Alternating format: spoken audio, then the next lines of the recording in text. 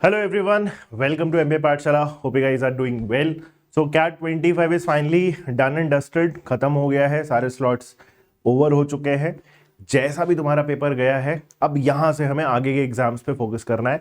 ये बात हमने मल्टीपल टाइम्स आपको बता रखी है कि this preparation is a phase. It is not just the CAT exam that you should be looking for, that you should be targeting. अभी हमारे और भी एग्जाम्स हैं एंड उसी थीम में जो हमारा नेक्स्ट सबसे इंपॉर्टेंट एग्जाम है that is XAT, right. And XAT के बारे में ही हमारा आज के पर्टिकुलर सेशन में डिस्कशन है, राइट. तो हम जैट का एक ओवरव्यू देखना चाहेंगे, ठीक है, कि जैट का एग्जाम में क्या सेक्शंस है, how it is different from CAT. CAT में जो 3 सेक्शन आते हैं उससे ये किस तरीके से डिफर करता है. एक तो हम उस बारे में थोड़ा सा डिटेल्ड एनालिसिस करेंगे कि क्या क्या आता है, क्या हमारा सिलेबस है वो भी हम डिस्कस करेंगे कि किस तरीके से ये चीज़ डिफर करने वाली है, क्या नया सेक्शन है. एक सेक्शन का नाम तुमने सुना होगा, decision making, that is pretty much unique to that. तो उसमें भी हम आज इसी पर्टिकुलर सेशन में एनालिसिस कर रहे होंगे. ऑल्सो लास्ट ईयर के हम थोड़े कट ऑफ देखेंगे, स्कोर वर्सेस परसेंटाइल भी देखेंगे, कितना मार्क्स एक्चुअली में चाहिए होता है to get a good score, because ये भी हमारा एक जनरल परसेप्शन है. I hope you agree with that. Comments में भी डाला, एक जनरल परसेप्शन यही है that is very very difficult as compare to CAT also. But वो डिफिकल्ट एग्जाम है तो फिर हमें यही समझना पड़ेगा कि सबके लिए है. अब सबके लिए है तो हमें कितना स्कोर लाना है to get into a good college. Also very important part कि जैट का जो स्कोर है वो भी आपको बहुत सारी अपॉर्चुनिटीज देता है. सिर्फ अगर आप आईएम्स को हटा दो, उसके बाद 2-3 कॉलेजेस और हटा दो, एफएमएस को हटा दो या फिर एमडीआई को हटा दो, तो कुछ कॉलेजेस जो टॉप के कॉलेजेस उनको हटाने के बाद जितने भी आपके कॉलेजेस हैं, राइट, जिनका जो एडमिशन होता है वो कैट के स्कोर के बेसिस पे होता है, the same set of colleges also accept your XAT score, right. So इस तरीके से भी हमारा एग्जाम बहुत बहुत ज्यादा इंपॉर्टेंट है अगर हम एक अच्छे कॉलेज की बात कर रहे हैं, राइट. तो शुरू करते हैं, but before I even begin like to the next slide, जिस डिस्कशन में स्टार्ट करेंगे, सबसे पहले ये दिमाग में अपने डेट डाल दो. अगर अभी तक आपने अप्लाई नहीं करा है जैट के लिए, I would very very strongly recommend कि आप इस टेस्ट के लिए अप्लाई करो, राइट. बाद में जाके रिग्रेट करने में कोई फायदा नहीं है, क्योंकि होगा वो रिग्रेट. मैं आपको बोल रहा हूं, when your friends would be writing the XAT test and you would not be writing the XAT test, and let's say अगर तुम्हारे पास बहुत अच्छे कॉलेज के ऑप्शन नहीं है तो उस टाइम पे रिग्रेट करने से better let's apply for this test and then let's study for this particular test. अभी यहां से तुम्हारे पास आराम से 1 महीना है.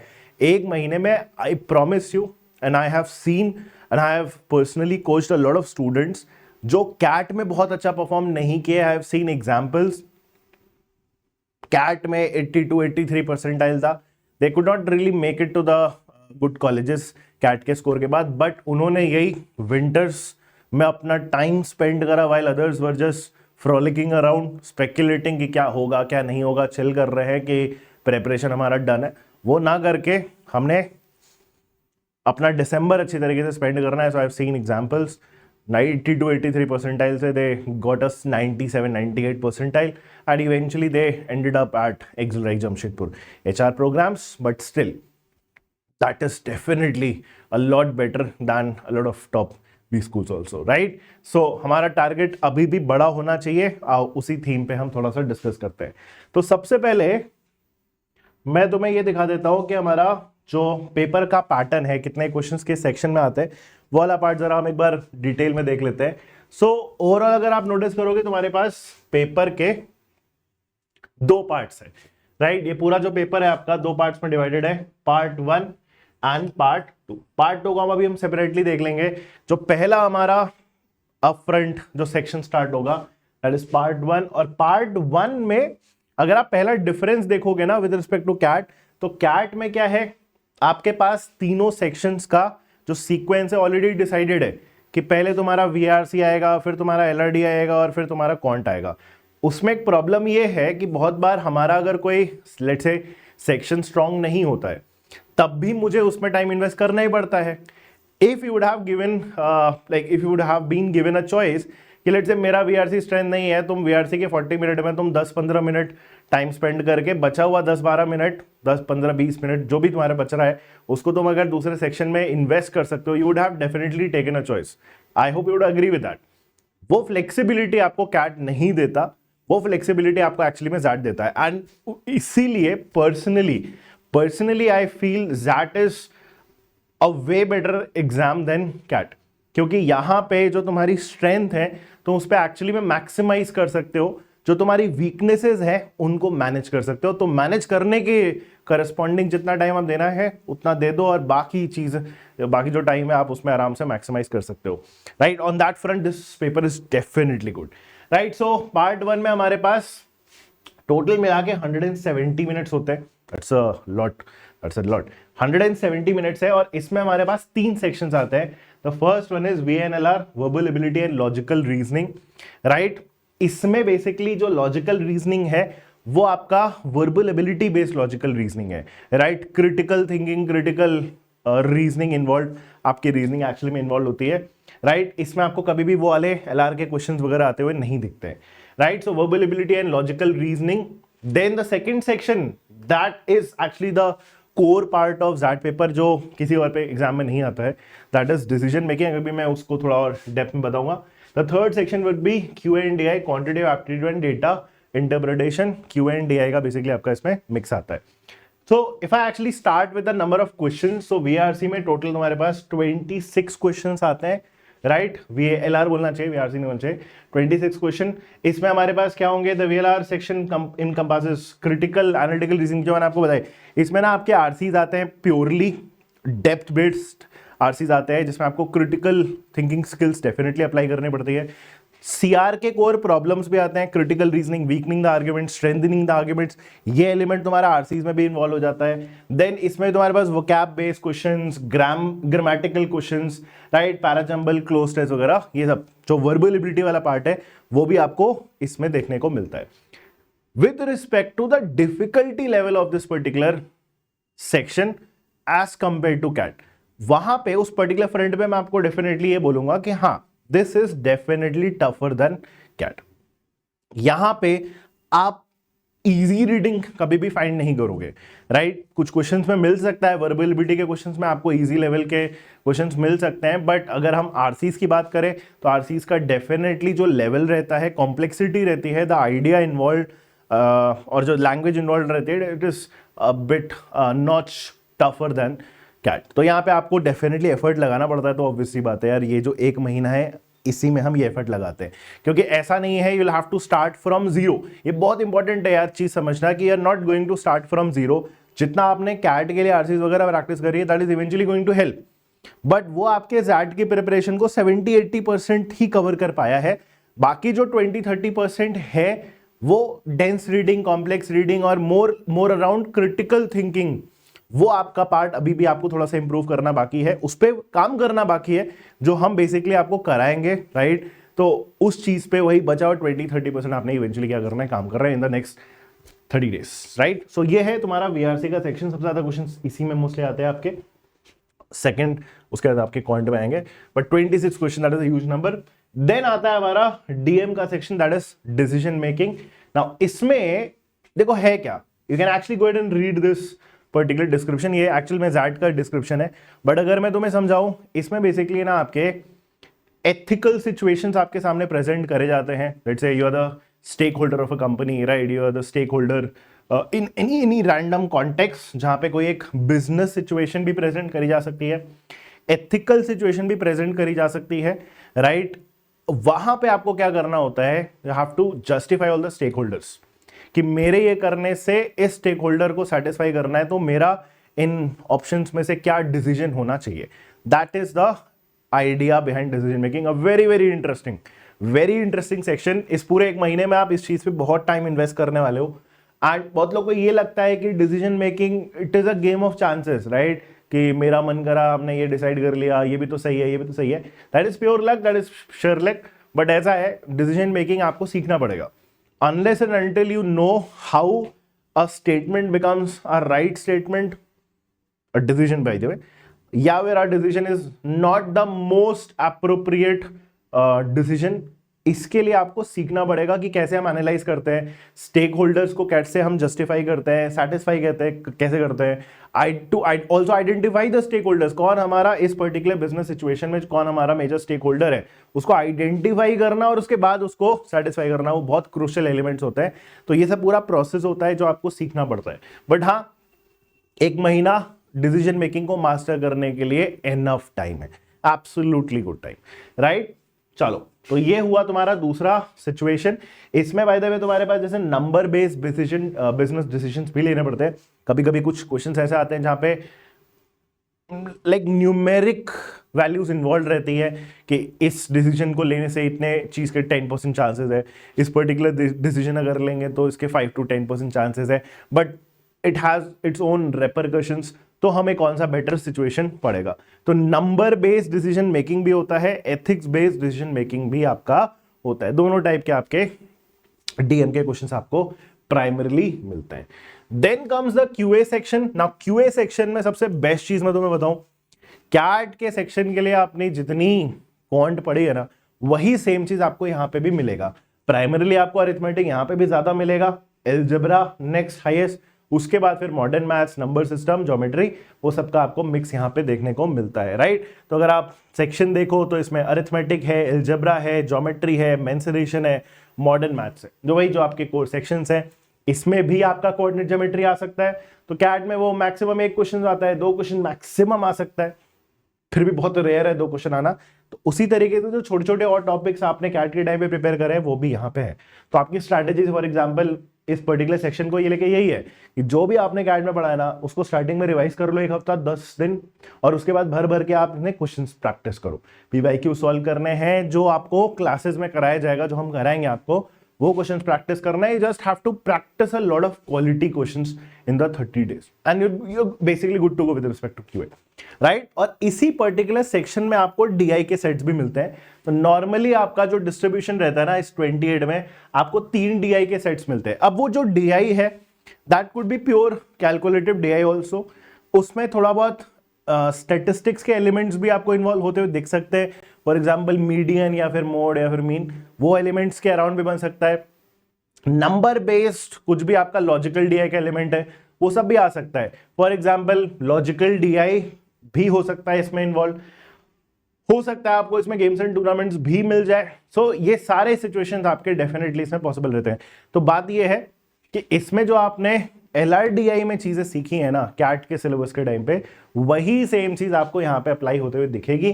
बट थोड़े बहुत क्वेश्चंस के फॉर्मेट कभी कभी अलग हो सकते हैं, चार्ट्स, ग्राफ्स वगैरह भी सब बिल्कुल आते रहते हैं, नॉर्मल टेबल्स की कैलकुलेशन भी आती रहती है, राइट। तो आपको चीजें रिवाइज करनी है, आपको वही इंश्योर करना है कि हम डेली 3-4 अच्छे सेट्स लगाए, right. But more incline towards DI वाला पार्ट, राइट। सो वो सारी चीजें आपको इस पर्टिकुलर सेक्शन में देखने को मिलेगी। वो डीआई वाला पार्ट तो मैं आई आपको उसमें बैच में कवर करा भी रहूंगा, but that is the entire syllabus with respect to that.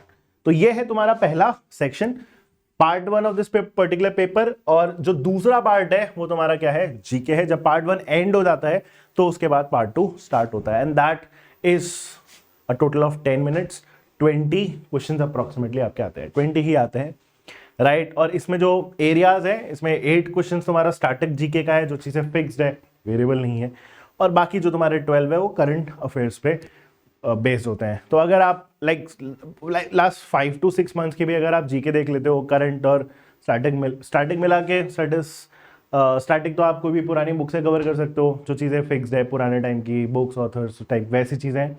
और करंट अफेयर्स में रीसेंट की चीज़ें, रीसेंट न्यूज़ अगर आप फॉलो कर लो 5-6 महीने का, it is also good to go. So ये तो बात थी हमारे किसके पेपर पैटर्न की। I hope you have understood कि बहुत कुछ अलग नहीं है, बट कुछ चीज़ें डेफिनेटली अलग है। इस रिमेनिंग 30 days में एक्चुअली में हमें उस पर काम करना होता है, और जो चीज़ें हमने ऑलरेडी कर रखी हैं और इस सिलेबस का पार्ट है, उसको हमें थोड़ा और फिनिशिंग टच देना होता है, उसके और अच्छे क्वेश्चन सॉल्व करने होते हैं। So this is with respect to the paper pattern. Now coming to the next very very important part, cut offs. तो कट ऑफ फिलहाल के लिए मैंने एक्सराई बीएम प्रोग्राम और एचआरएम प्रोग्राम की इन्वॉल्व कर रखी है। तो अलग अलग कैटेगरी के हिसाब से इसमें आपकी कट ऑफ होती है। बट अगर हम एक्सराई के बीएम जो सबसे उनका कोर प्रोग्राम है राइट। उसके अगर आप कट ऑफ देखोगे तो इंजीनियर्स के लिए 96 परसेंटाइल होती है, नॉन इंजीनियर्स के लिए भी 96 अगर आप मेल है तो।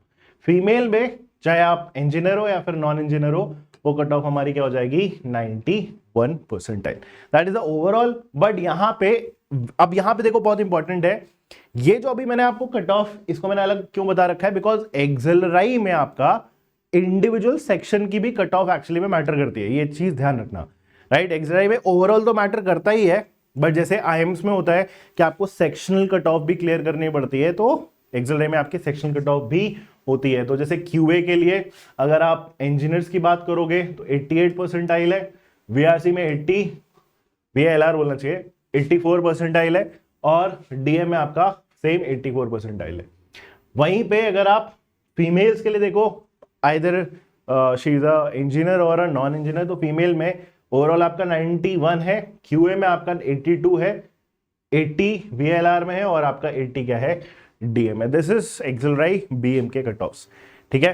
देन जो दूसरा वेरी वेरी इंपॉर्टेंट प्रोग्राम जो एक्चुअली में ज्यादा नीश है विद रिस्पेक्ट टू एक्सेलराई, जहां से चीजें शुरू ही थी, तो एचआरएम के कट ऑफ्स अगर आप देखोगे तो मेल में आपका 95 93, यहां पे फर्क पड़ता है, यह ध्यान रखना एक्सेलराई के जब एचआर प्रोग्राम के लिए देखते हो तो इंजीनियर एंड नॉन इंजीनियर में आपका डिफरेंट कट ऑफ्स आपको मिलती है। सो 95 एंड 93 रिस्पेक्टिवली, क्यूए में 83 एंड 76, वीएलआर में 90 और डीएम में आपका 87। और वहीं पे अगर हम फीमेल की बात करें engineer and non engineer respectively, so 90 and 87 overall cut off है। इसका तो आराम से स्क्रीनशॉट ले सकते हो, अपने रेफरेंस के लिए आप डेफिनेटली इसको अपने पास बचा के रख सकते हो। So 85 is VLR and 80 is DM. तो ये है तुम्हारी ओवरऑल कट ऑफ्स। नाउ कितने नंबर पे कितना परसेंटाइल आता है, that is also something you need to keep at the back of your mind. क्यों? क्योंकि मैंने आपको स्टार्टिंग में बोला था कि हम मैक्सिमाइज करना ट्राई करते हैं इस पर्टिकुलर पेपर में, right. Balance approach is definitely fine, but balance के साथ हमें किसी एक अपने स्ट्रॉन्ग एरिया को ज्यादा टाइम देके ज्यादा स्कोर लाना पड़ता है to get that overall score way above your cut off, right. तो यहां पे अगर आप नोटिस करोगे ओवरऑल कट ऑफ, ओवरऑल जो आपका स्कोर है डिफरेंट परसेंटाइल के लिए, वो भी मैंने मैप कर रखा है। सो अप्रोक्सीमेटली 38.7 में 99.17, 38.7 परसेंटाइल आपकी, 38.7 स्कोर पे 99.17 अप्रोक्सीमेटली परसेंटाइल आई थी। इफ यू जज बाय कैट तो ये सेम रेशियो में फॉल करेगा। सेम रेशियो बोले तो इसमें आपके टोटल कितने हैं 75 क्वेश्चंस हुए, 75 का अप्रोक्सीमेटली हाफ देखोगे कितना आएगा आपका 37.5 ना, तो 37.5 के क्लोज ही आपको दिख रहा है 38.7। तो रफली 50% पेपर अगर किसी ने सॉल्व कर लिया, सॉल्व करना नहीं, 50% अगर किसी का स्कोर है, फाइनल स्कोर है, दो ही और she can definitely expect around that 99 percentile. But cut off anyways अगर आप नोटिस करा होगा तो और नीचे भी जाते हैं कट ऑफ। अगर आप देखोगे तो बीएम के आपकी 96 है, राइट, मेल्स के लिए 91 और नीचे आ जाता है आपका फीमेल के लिए। और वहीं पे अगर एचआरएम की प्रोग्राम की बात करोगे तो 93 94, और अगर कैटेगरी और कंडीशन लगा दे तो और भी नीचे जाता है। सो डेफिनेटली हमारे लिए यहाँ पे फीजिबल है, मतलब 50% इज दैट गुड टारगेट, जहां पे हम गारंटी तो हम एक्सपेक्ट कर ही सकते हैं कि मेरे को कॉल आने वाले है। रफली अगर आप थोड़ा और नीचे भी आ रहे हो अराउंड दिस, ये सारे स्कोर्स के अराउंड भी अगर हम लेके आते हैं 32 33 मार्क्स, तो डेफिनेटली गेटिंग अ कॉल, अगर हमारा सेक्शन क्या है क्लियर है। और अगर इंडिविजुअल सेक्शन वाइज भी अगर हम कट ऑफ देखें, राइट, स्कोर वर्सेस परसेंटाइल की मैपिंग, तो भी अपने पास है 15 पे 99 परसेंटाइल आता है, क्यूएडीआई में 14.75 पे last year 99 percentile, and DM में आपका 12.5 पे 99।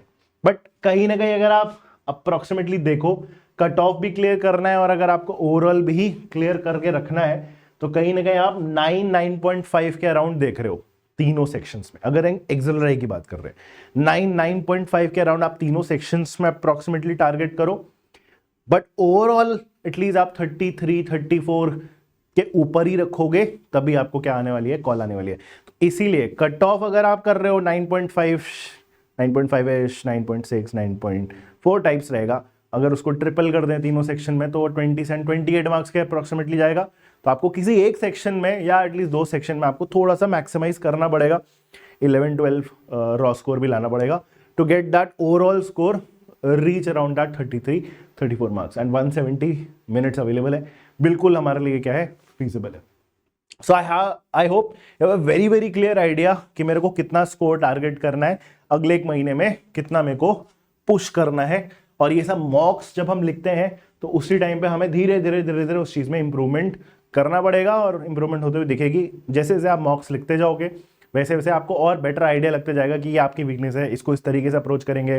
टाइम का डिस्ट्रीब्यूशन हमारा कैसा होना चाहिए, इस चीज़ पे भी मैं एक डिटेल्ड वीडियो बनाऊंगा। स्ट्रैटेजी क्या होनी चाहिए हमारे एग्जैक्ट के पेपर को सॉल्व करने की, राइट। आज का वो डिस्कशन नहीं है तो उसमें बहुत इन डेप्थ में नहीं जा रहा हूँ, बट हाँ डेफिनेटली स्ट्रैटेजी काम आती है कि क्या हमारा टाइम का डिस्ट्रीब्यूशन हो, वीक एरियाज को कितना टाइम देना चाहिए, स्ट्रॉन्ग एरियाज को कितना टाइम देना चाहिए कि 9.5 स्कोर हर सेक्शन में मिनिमम आ भी जाए और किसी एक सेक्शन में हमारा स्कोर मैक्सिमाइज भी हो जाए।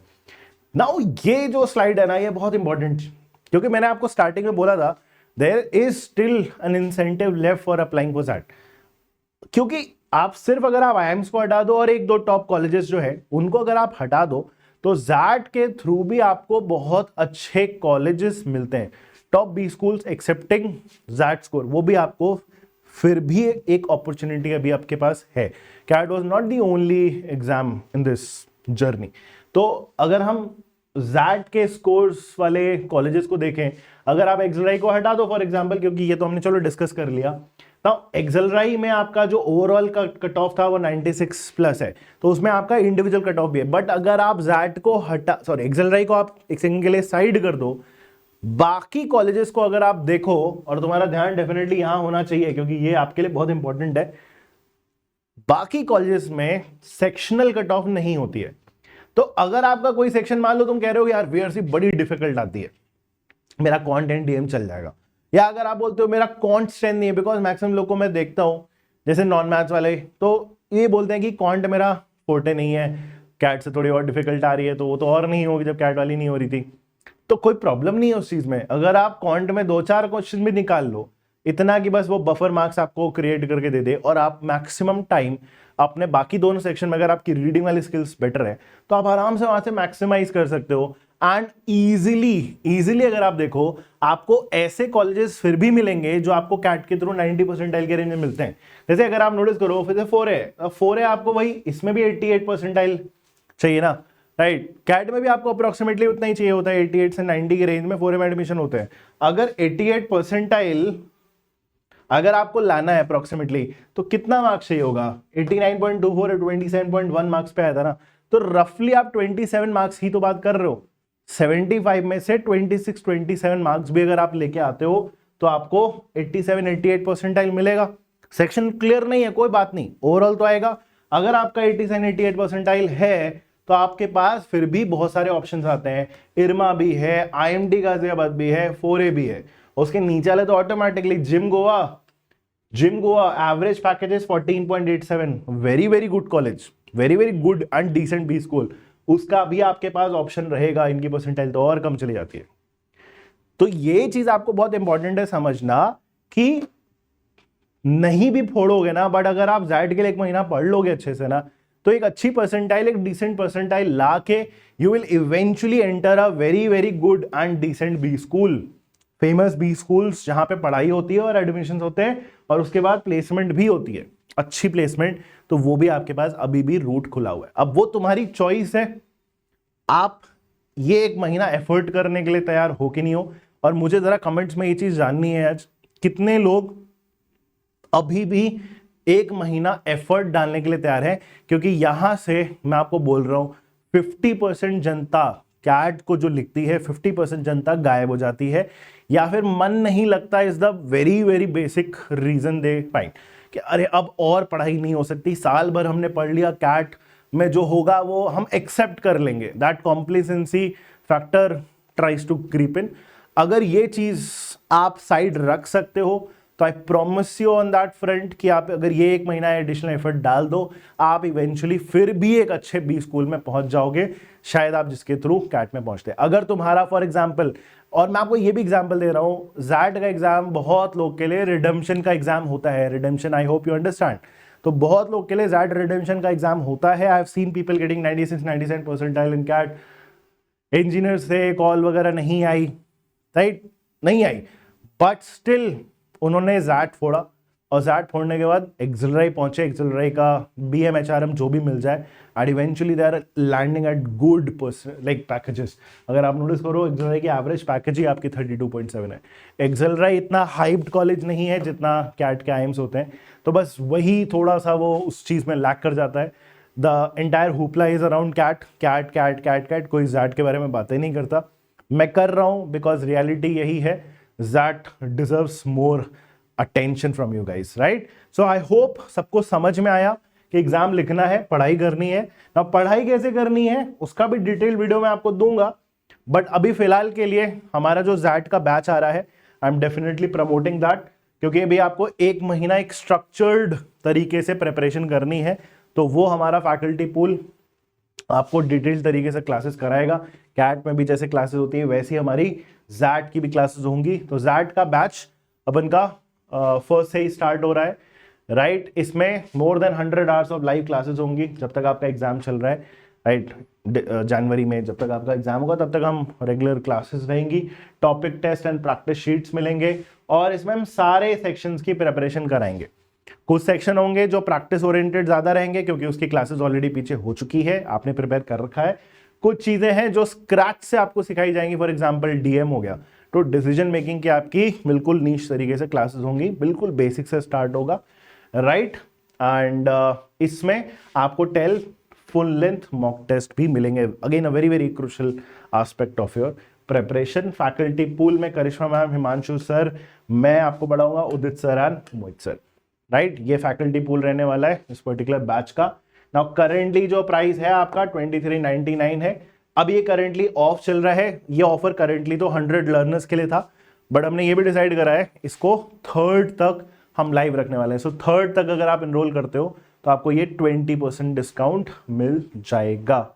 If you have any questions with respect to this particular batch, numbers आपके पास अवेलेबल है, राइट? आप इन पे कॉल कर सकते हो, हैव बोथ दीस नंबर्स। आप ईमेल भी कर सकते हो at support@mbapathshala.com, right? Also just let me know if you have any doubts, comments में भी डाल सकते हो, वो भी मैं रीड कर सकता हूँ, I will have them replied. And see on the other side, कल अपनी क्लास भी है 1st को, कल ओरिएंटेशन सेशन होगा, तो उसमें मैं आपको मिल रहा हूँ। कुछ और डाउट्स होंगे तो आप उसमें भी मेरे से पूछ सकते हो, right? So I hope you understood everything I said. I hope you understood the importance of this particular exam. I hope थोड़ा confidence आपके अंदर आया है कि अभी भी गेम खत्म नहीं हुआ है. It is not the end. You still have a very very important to go. Snap तो है ही आपका, NMAT तो आपका है ही, बट ZAT आपका अभी भी वो एक आपको अपॉर्चुनिटी दे सकता है जो आपको टॉप 10 कॉलेजेस में पहुंचने का जो आपका ड्रीम है, वो ड्रीम अभी भी रियलाइज करने के लिए आपके पास एक अपॉर्चुनिटी डेफिनेटली है, right? So I hope you understood this particular session. That will be all from my side. Signing off. Thank you.